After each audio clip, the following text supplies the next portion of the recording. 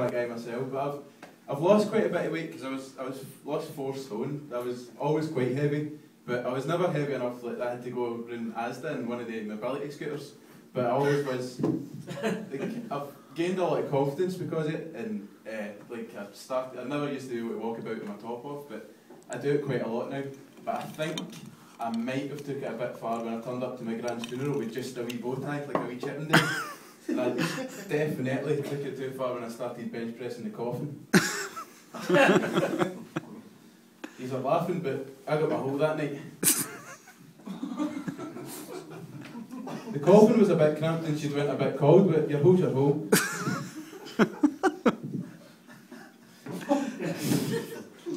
Yeah.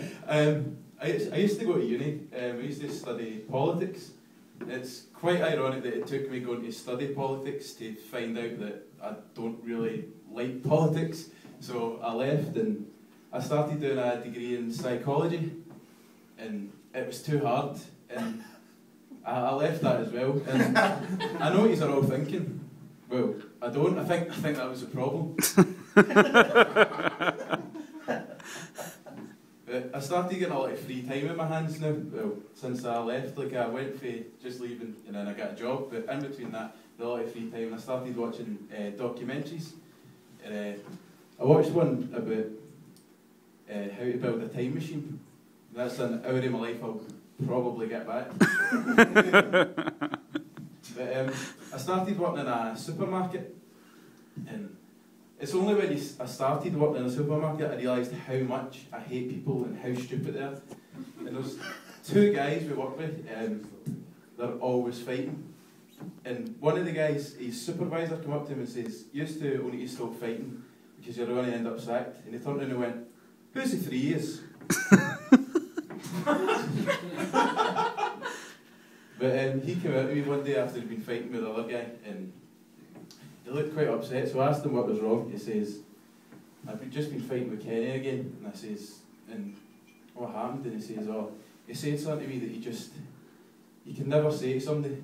And I says, "What did he say? Did he say something about your daughter?" And he says, "No, worse." And I was thinking, what could possibly be worse than saying something about somebody's daughter? So he looked back at me, and he had one tear just rolling down his cheek, and he said, "Stuart, he called me Fanny Boss." But I thought I'd leave you tonight with this. I thought I'd share it with you.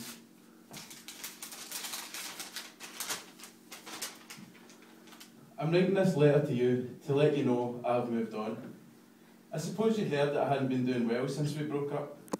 I'm sure you heard about the suicide attempt in my therapy sessions.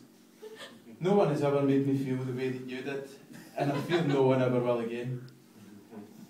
I miss your eyes, your smile, and just you. I miss laughing with you when you were happy and crying with you when you were sad. But I think what you done to me and how you treated me, and those suicidal thoughts come flooding back. The depression comes setting in, and I'm as low as I could ever be.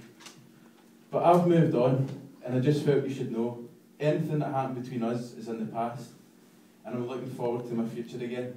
I hope to see you around, but most of all, I hope you find someone that makes you as happy as you made me. And I got that the other day, and I was quite happy because I thought she was dead. But anyway, I've been Stuart Thompson. Cheers. There we go! Nice times!